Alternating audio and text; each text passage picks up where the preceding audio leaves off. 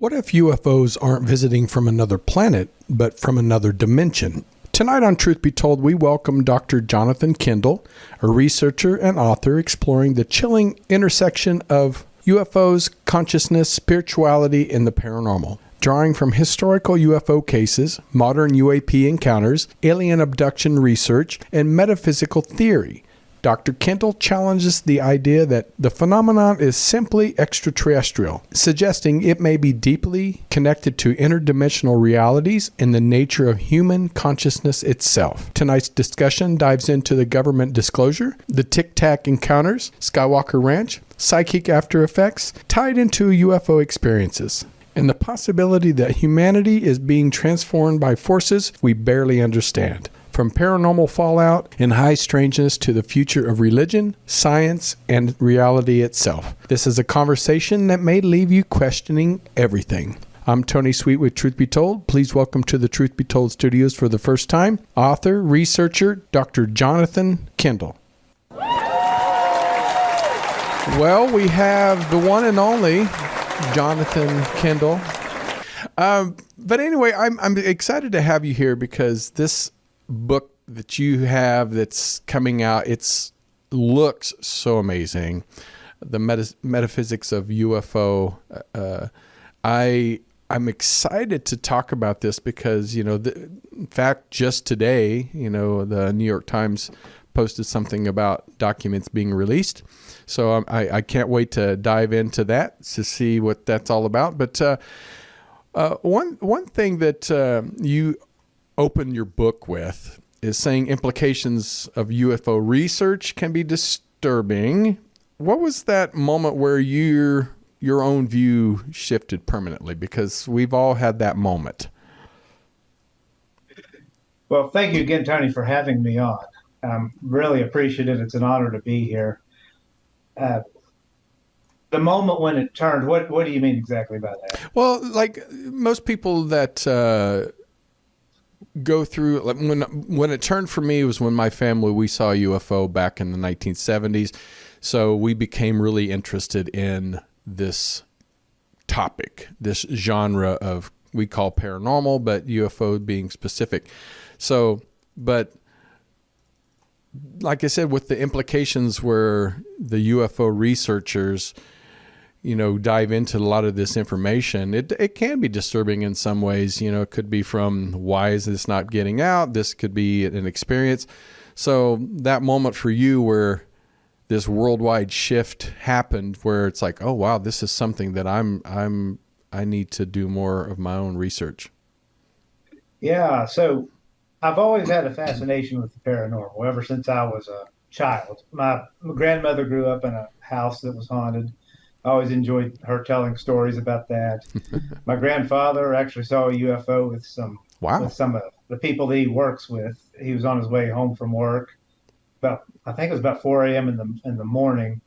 I talk about this a little bit in the introduction of the book, where they just noticed a red sphere just kind of over a ravine in West Virginia on their way home, just out in the country, and tried to go down the hill a little bit further to get a better look, and by that time it was gone. I've had some other family members report UFOs. My mom grew up in an era, the 1960s, when the Mothman in Point Pleasant was was a very hot topic.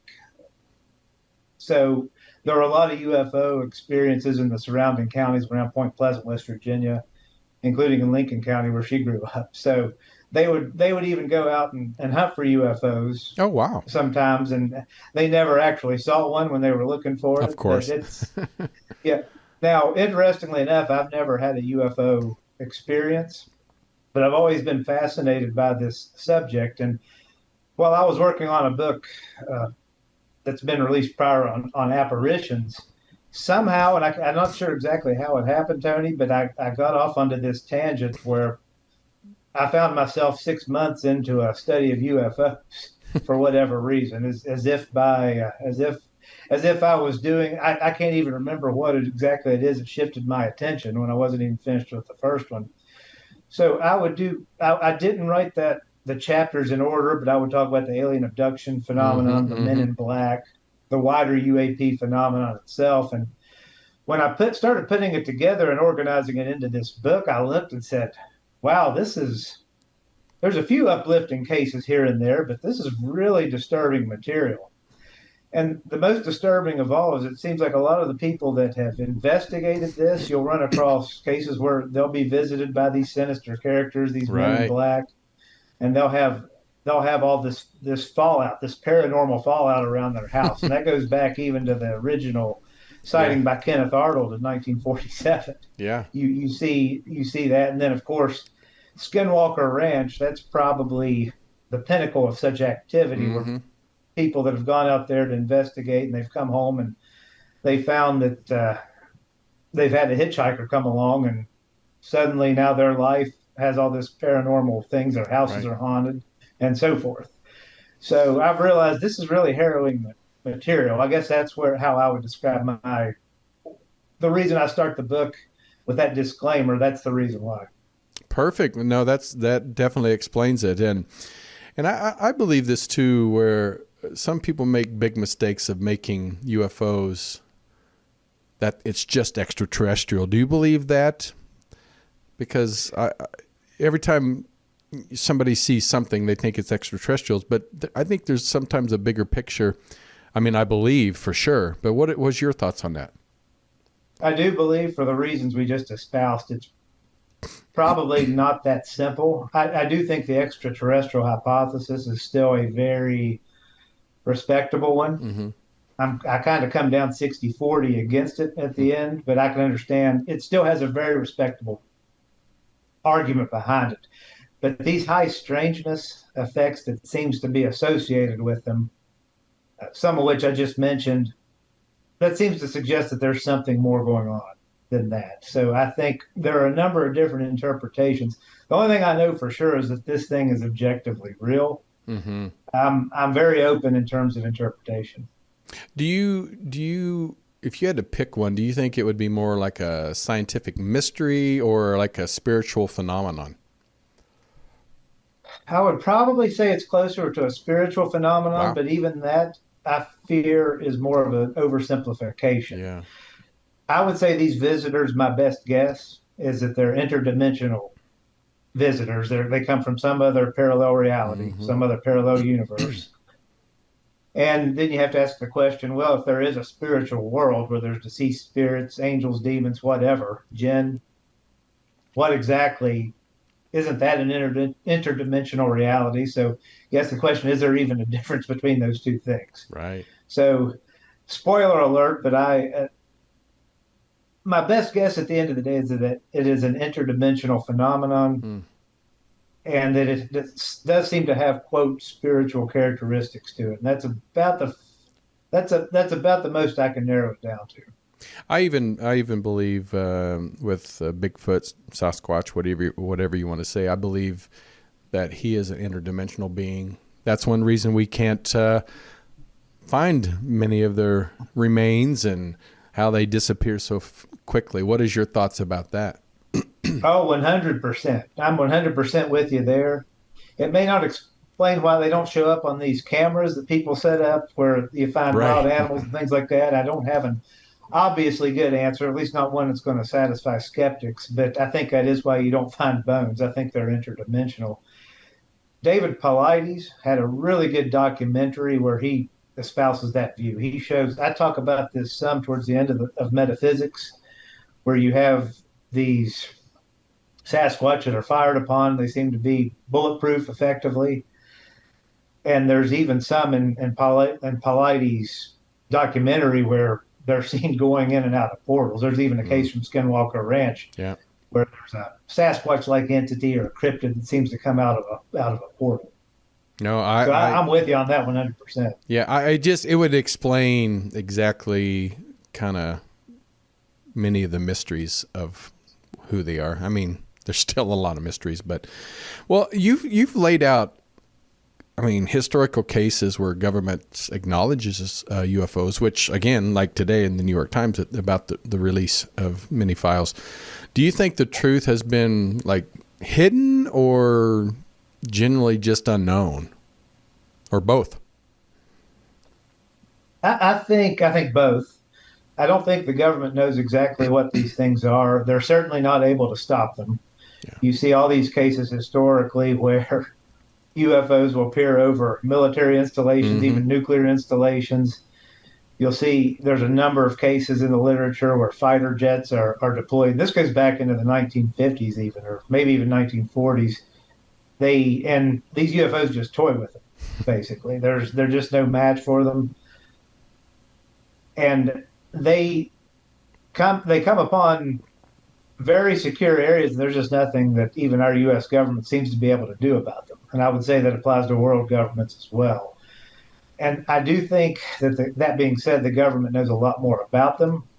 I think that they probably do have some kind of exotic materials. Frankly, Tony, I think they probably have a full blown craft based on something Jim Sure. Lukatsky wrote in his book Initial Revelations at the beginning of chapter 9. I think that's probably the case. I don't think that they know much about them, but I would say the government's probably been trying to learn about these things and even reverse engineer the technology for Yeah. decades.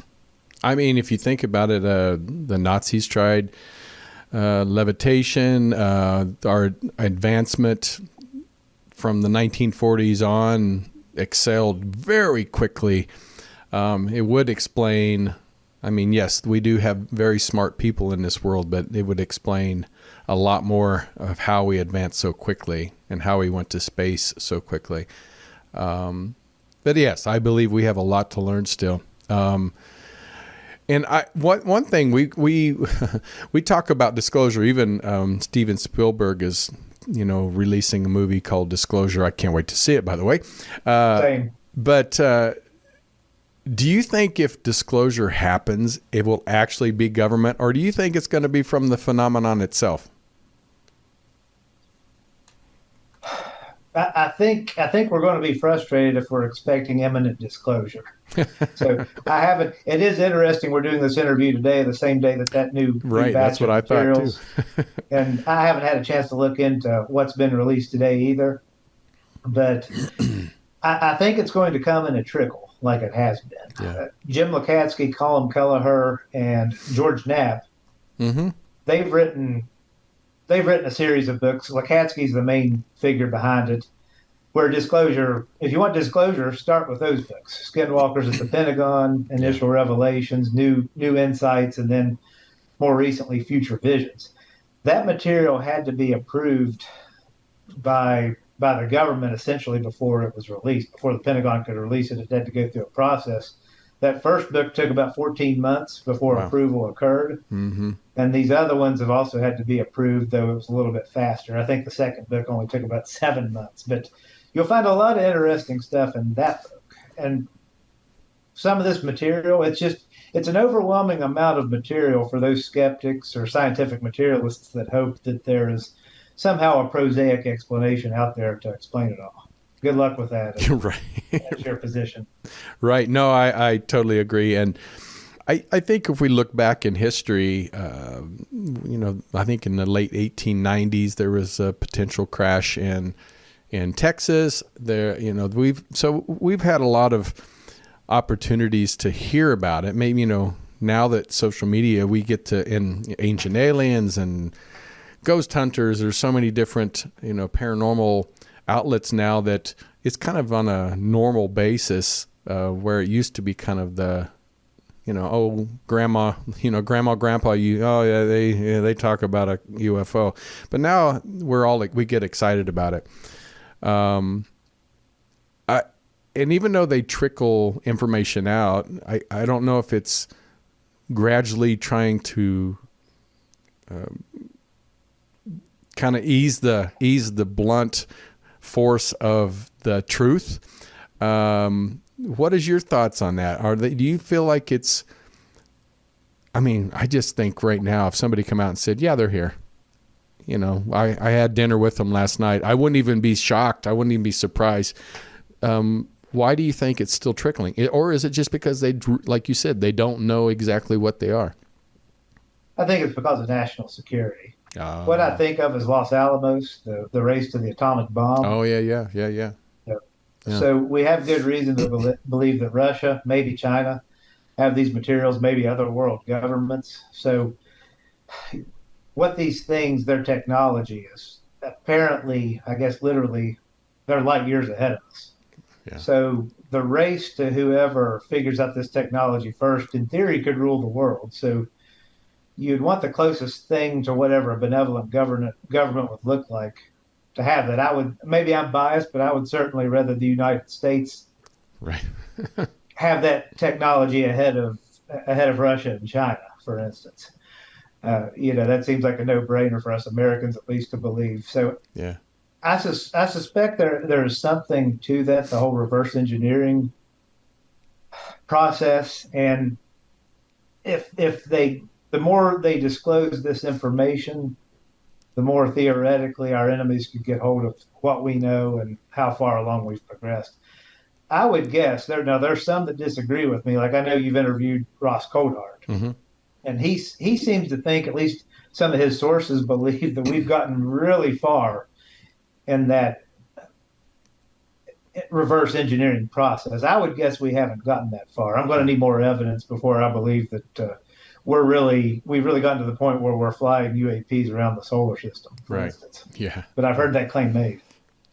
Well, what are your thoughts about, I've heard this before too, that, the grays may not be our future selves, but our future selves. What about coming back and trying to stop us from, have you heard about, they've stopped nuclear, war. They stopped a missile launch. What is your thoughts about maybe our future selves coming back through the portholes that we finally learned how to do to protect us from destroying ourselves? I don't hate that interpretation at all. That's probably not one I would lean to. I would think we're probably dealing with non-human intelligences. They're some other species. However, I think that's a very respectable view, and it would be a good explanation for why these UFOs seem to be very interested in our nuclear facilities and why they are always, it seems like, appearing over these nuclear facilities and all these incursions. So then another thing kind of related to that, maybe they're trying to bring us to the next step in our evolution. And that's why people that have had close encounters and this abduction phenomena, for instance, while a lot of them come away with what they believe to have psychic powers, a lot of these people believe that they know what others are thinking. They think they have abilities of telepathy or psychokinesis. They believe that they can heal people. Some people claim that they were miraculously healed in the context of a UFO encounter or an abduction. So maybe having these powers, this high strangeness, is the next step of our evolution. I think there could be something to that as well. Yeah, I've heard many people. I've interviewed abductees before, and many people have had very positive interaction and walked away. Lives changed. It's almost like a near-death experience where your life has been changed because you've seen, as they say in biblical, the promised land, as somebody just trying to, or a being trying to help us. And one thing that I know you mentioned in the book is one of your core ideas about UFOs challenging our understanding of reality, which I find that fascinating. What does that actually mean in practical terms? So my thoughts on the basic reality, I've always thought of, if you're a spiritual person, you believe I've always thought of there being a material reality, which is everything we see, and then this invisible realm, a spiritual reality. And so my thoughts growing up, or my assumptions, has always been this spiritual reality is something that if it were to manifest, it would be like transparent, like your typical Hollywood versions of ghosts are. Right. That's how we typically think about it. That's not actually how it occurs with apparitions either, once you get into the literature on that. But I've never thought of spiritual. I've almost treated the word spiritual as if it's the opposite of physical. Okay, you got the physical and you got the spiritual.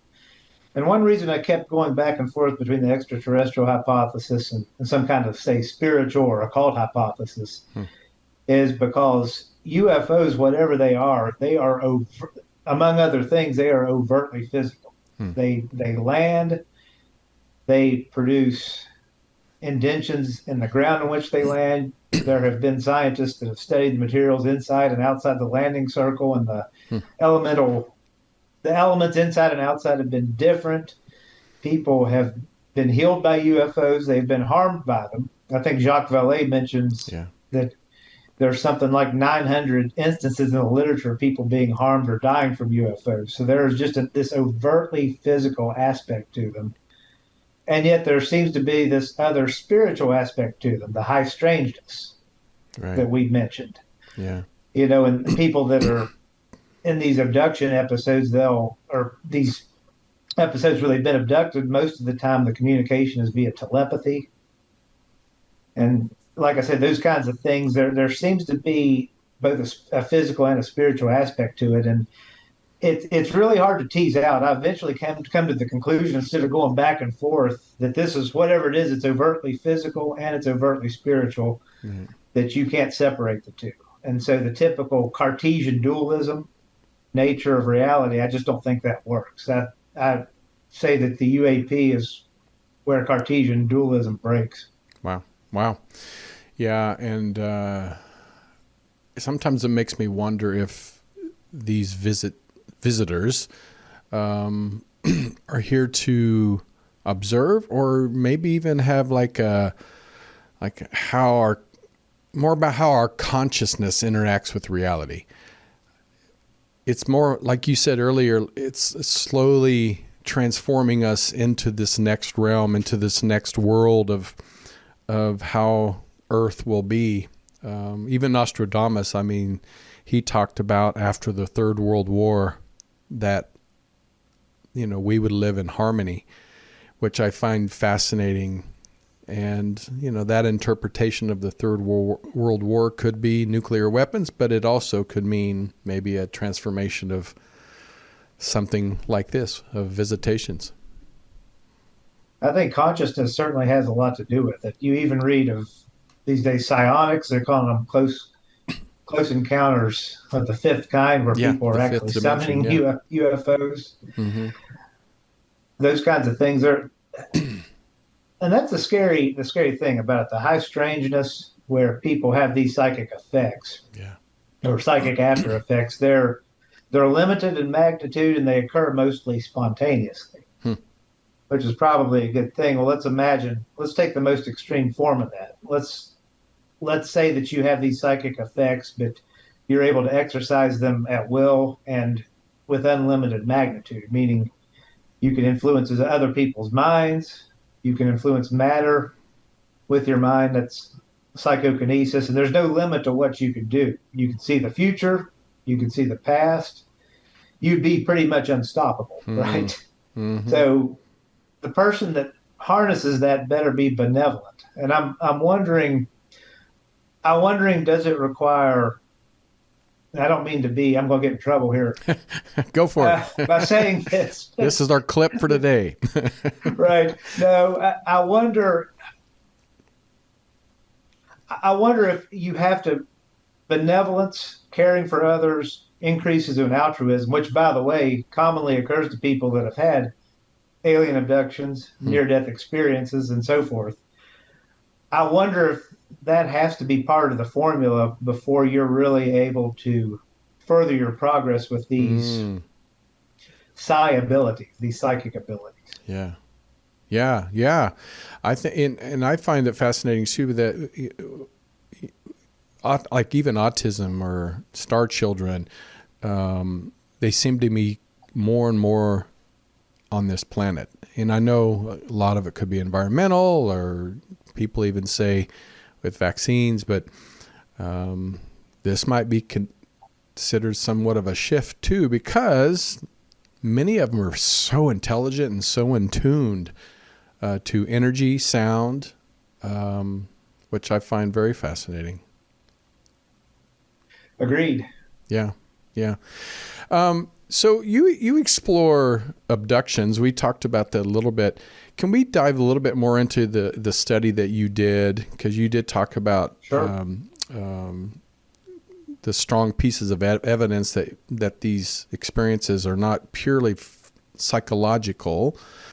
It seems abductions seem to happen more in our past than they do now. I don't know if that's just people not talking about it or physically not being abducted, more emotionally or spiritually. Can you explain that a little bit?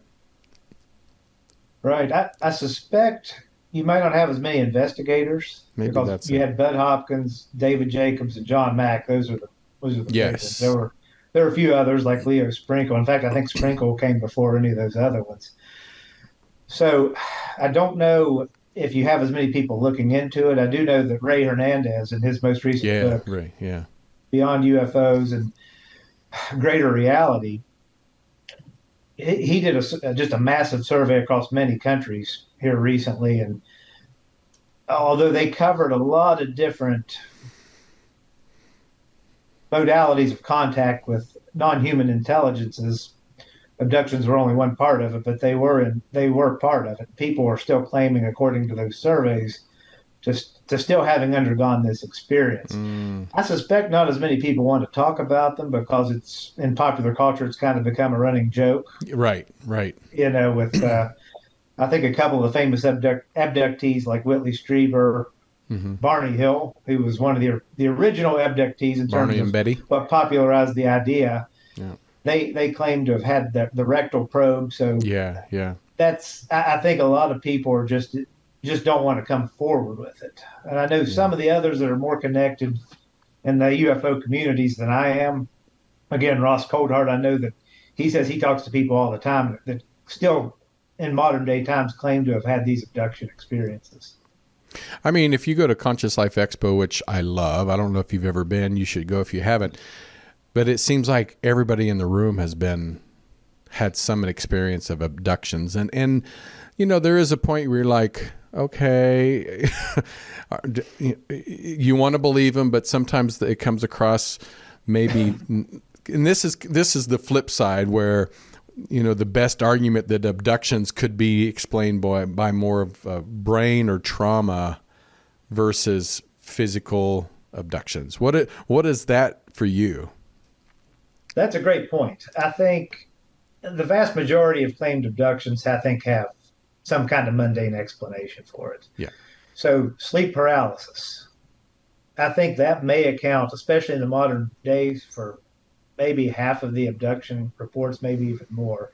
Sleep paralysis is a medical situation where you literally are half asleep and half awake at the same time. So when we go to sleep and we dream, we're in REM sleep.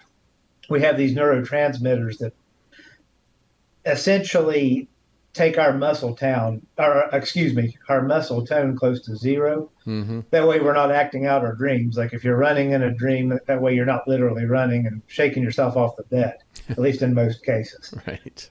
Well, when you wake up, those neurotransmitters that cause that muscle tone to decrease are supposed to be downgraded.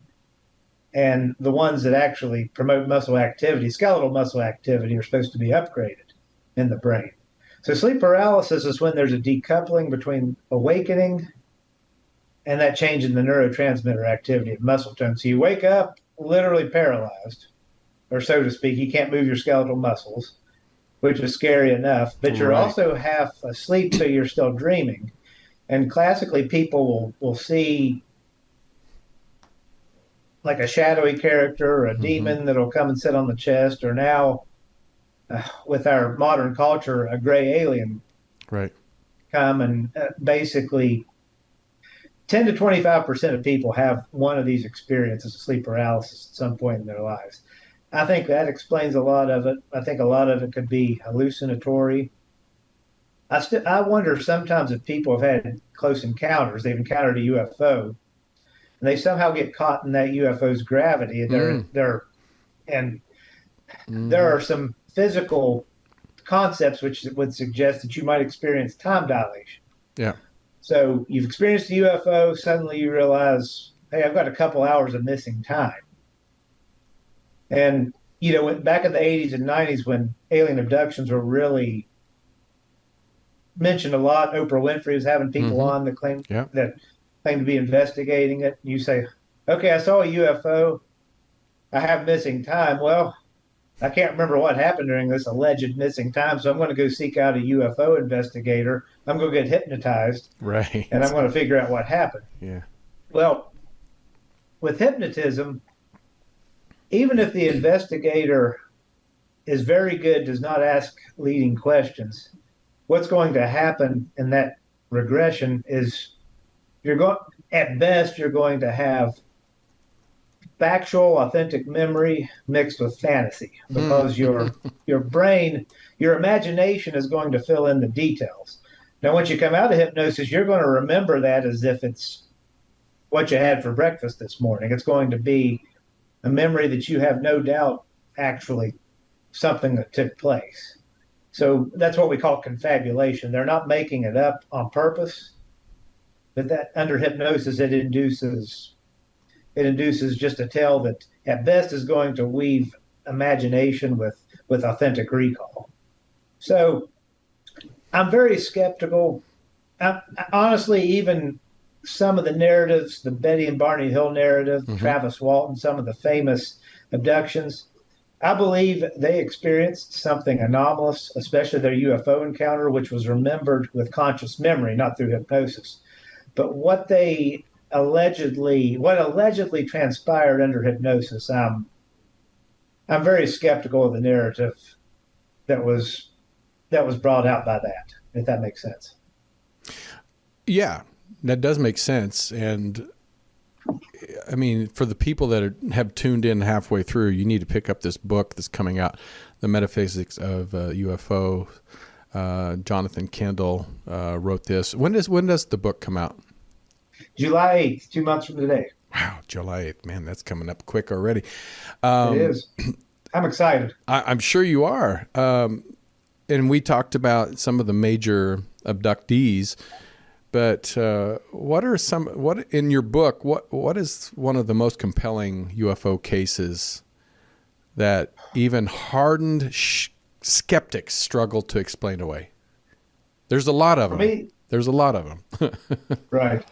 That's a difficult one to pick from, but the Tic Tac UAP there that happened in San Diego, the USS Nimitz back in 2004 might be the best case. That's where you had FA-18 Hornets during a military exercise that encountered these craft shaped like Tic Tac candy. They were white.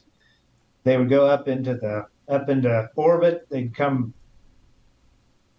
back into just our basic skies, the surrounding, and they would even go into the ocean, apparently seamlessly. And there was apparent telepathy, like David Fravor, who was one of the pilots of the FA-18s. He went out to investigate one of these UAPs that was coming out of the water, and it's hard for me to picture this, but apparently he had the plane in such a way where it was moving circumferentially in just a giant circle, where the Tic Tac UAP was going in the opposite side around this same circle, and eventually it took off. And these craft, they exhibited maneuvers that, if we were occupants of these craft, or if we were to exhibit them, it would be such dramatically high G-forces that any known human craft or airplane would pretty much melt under just a fraction of it. And we wouldn't survive it. I think a human being that's in good enough shape might be able to handle 9 G-forces. That's 9 times the force of gravity. These things were exhibiting G-forces in the tens of thousands. And Interestingly enough, I can't remember what it stands for, but there was a cap point where these pilots I don't know if it was like a meeting point or what, but one of these Tic Tac UAPs ended up at the cap point. So it's almost as if it was just toying with them, and somehow it knew what the cap was, even though theoretically it shouldn't have been able to know what that was. And these were caught on video. These were caught on radar. It's just a very good, relatively modern case in 2004, and you had trained observers, military observers. Right. I think there were maybe 20 of them. But I think more than that, the Colares Brazil case, back in 1970, yeah. in 1977. Good luck explaining that one away. Yeah. You had the Brazilian military, you had the Brazilian press involved in that. Somehow, I don't know why the U.S. military always shows up to these things, even when it's They got it. internationally, but we showed up. It was what Yeah. would happen is out of the Amazon basin, these craft would appear every night for about 3 months back in the fall of Hmm. 1977, and they'd be at various shapes, various sizes. And unfortunately for the folks of Caleres and Mosquero there in Brazil, they would be terrorized by these Hmm. things. They apparently were hostile. They would shoot these beams of light at them, even if they were inside. Somehow these beams would go right through the roofs, hit the people. They would have these marks on them where blood would come out. If they'd Wow. go get their blood checked, their blood levels would be they'd be several. It's as if they lost several units of blood from Hmm. these things. And that's how they got their name, vampire lights or chupa chupas, or which means sucker sucker. And it pretty much everyone was driven off that island over the course of those 3 months, except for a handful of people that had to stay. And I know in the modern day times hour, ALSAT BASS, that's the Advanced Aero Systems Weapon Systems Applications Program, that really that was the last serious. We know it was government funded. $22 million was put into this study, 2007 through I believe about 2010. They obtained a lot of that material in collaboration with Brazil, the Brazilian military, and they apparently have a lot of materials. So, in that series by Jim Lekansky et al. That I mentioned a little bit earlier, Yeah. uh, you can get a lot of information. They haven't released most of it, of course. We still probably don't know the half of it, but that something anomalous occurred in Brazil and something hostile, I think, is beyond reasonable dispute, in my opinion. I think about this. They seem undestructible, but I mean, as we have cases where, we have downcraft, we have dead beings. So it shows that they are vulnerable. So even though they have the ability to use the telepathy and their craft is way advanced more than we are, it still shows that that they have a vulnerability. What do you think, if they are like these beings from another realm?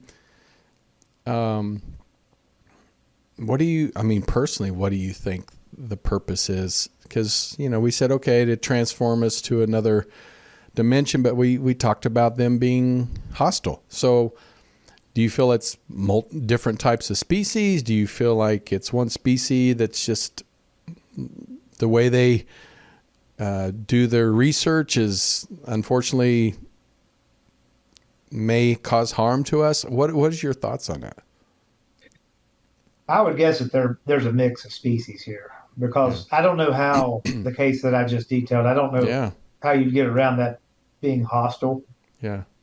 On the other hand, you got cases where abductees will be healed. You'll have cases where Yeah. people That's what I'm with saying. close encounters will be healed. I detail a couple of cases of that. So there seems to be a benevolent aspect of this phenomenon. There seems to be a hostile aspect of this phenomenon. And then there seems to be maybe an even larger aspect that just wants to mess with us for whatever reason, because so many of these cases just seem to be staged, like these landing cases. Mm-hmm. Maurice Massey, I talk about his case. He's a Frenchman. He showed up, and there was a craft with these two very diminutive beings that he just happened upon them in a lavender field, and they pointed this gun like device at him, and suddenly he was paralyzed for about 20 minutes. Wow. Finally got his faculties back, but he was able to see the surrounding countryside, and he saw them take off in this apparent spacecraft, and it was gone just in an instant. Wow. No sonic boom, no evident interaction with the environment. But you say, well, what's going on there? Were they really coming to Earth to take samples of the land? Right. Maybe. And then you got the whole Men in Black phenomenon, which seems to want to intimidate us. That doesn't fit in with any Yeah. traditional ideas of demonology that I'm aware of, Yeah. a lot of it just seems to be staged, just like they're playing with us. And I don't really know why. Now, when you get to the crash retrievals, I was very resistant to that idea before because I was really taking this thing in more of a traditional spiritual direction at one Right. point. And I thought, well, you can't have so I thought a spiritual craft. Demons and aliens or excuse me, demons and angels don't leave behind corpses, or at least I Right. would have never Right. thought of it that way. But here you're talking about pretty good evidence. It could be better. That there's enough smoke there to where I believe there have been recovered craft of non-human intelligence, whatever these things are. I just got to a point where I can't, with good intellectual honesty, deny that that's the case. Mm. And then the whole biologics, the dead aliens, so to Yeah. speak. I thought, well, I know that was reported by Phil Corso in Roswell, but his book, The Day After Roswell, was very, very maligned. Mm-hmm. There were some problems, some factual inaccuracies with it. I know John Alexander, he pointed out some. Although I do believe something really anomalous happened in Roswell, I believe that there probably was a downed craft. I didn't think the evidence for the biologics were strong, i.e., the dead alien corpses. But then that brings us to Virginia, Brazil, in which the evidence for that, thanks to James Fox. Oh, he's great. I interviewed him. He's great. I watched it. That was excellent. And thanks to the materials, Luis Techetti, he has a really good article in Jerome Clark's UFO Encyclopedia. You're left with a situation where you've got probably dozens of named, not anonymous witnesses, doctors, nurses, military police, trained observers, and you've got a town, Virginia, that was inundated by the military. And you've got a 147-page document that was released by the military police that our friends are ufologists. Thanks to they're doing the Lord's work for us, they've been able to point out a lot of discrepancies in that account, major ones. So you got a situation where their attempt at a prosaic explanation for what occurred in Virginia probably fails, at least for the most part. And I'm trying to be generous there. So that's a very strong case of otherworldly creatures having been unfortunately injured, apparently died, and taken into custody by a military entity. I think the evidence for the authenticity of that case is significantly stronger than that against it. Well, I mean, the time is flying so fast, and before we get out of here, you did mention the Lord's work, and I'm curious on how this. That was just an expression. I know, but there are a lot of people out there that are devout Christians, and I'm not, which is great. I consider myself a Christian too, but the implications of when this disclosure happens, how it changes religion, how it changes science. What is your thoughts on how that is going to change our lives completely when it comes to our belief system as is now? Well, I'm a Christian as well, now that we're talking about this, but I think it's going to change some assumptions about things. For instance, substance dualism, which my understanding is the more or less modern day philosophy of the Christian. You got the physical world, you got the spiritual world. Right.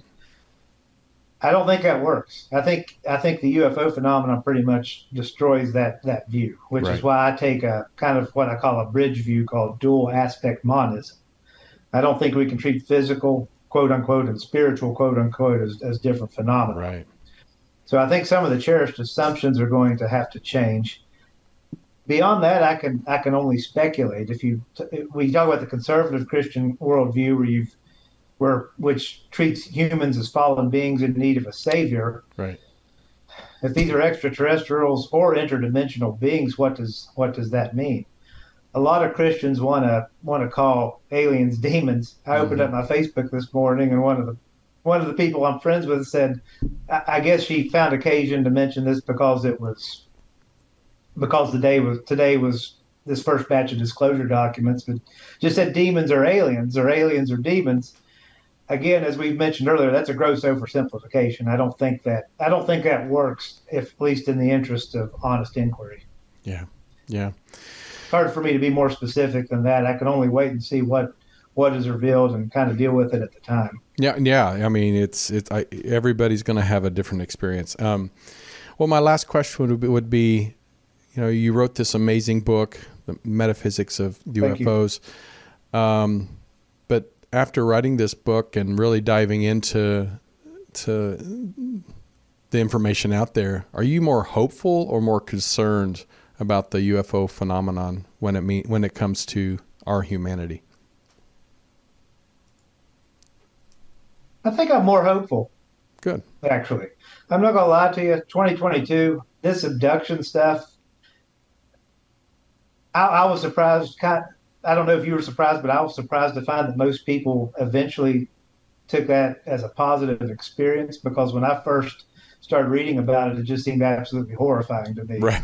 I don't sleep well. I don't sleep well as it is. And I can tell you 2022, 2023, when I was first started to read this stuff, this material, doing research, I had to stop doing that too close to bedtime, because it would keep me up at night.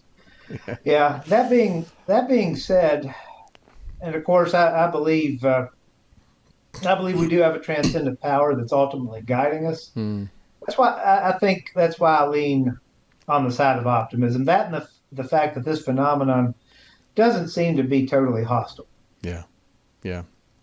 Well, that's a good point to leave on. But I hope on July 8th, 2026, people will actually. You can probably pre-order, I'm sure. Yes. The Metaphysics of UFOs.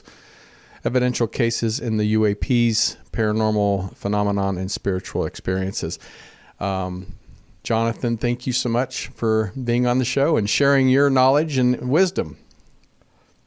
Thank you, Tony. I really appreciate the opportunity for having me on. Of course, and please support him. Go to his website, jonathakendallmd.com, or your X is, what is it again? J. Kendall. Just the letter J, Kendall, KENDALLMD. Perfect. And follow him and find out what's going on in his world. And but until next time, Jonathan, we'll definitely have to have you back, because there's a lot more we can talk about. Oh, let me know. I'll be more than happy to come back. Thank you, sir. And thank you guys for tuning in every Friday right here on the Club Paranormal Network for Truth Be Told Paranormal. It's been a pleasure to have Dr. Kendall on. And until next time, everybody take care of yourselves and each other.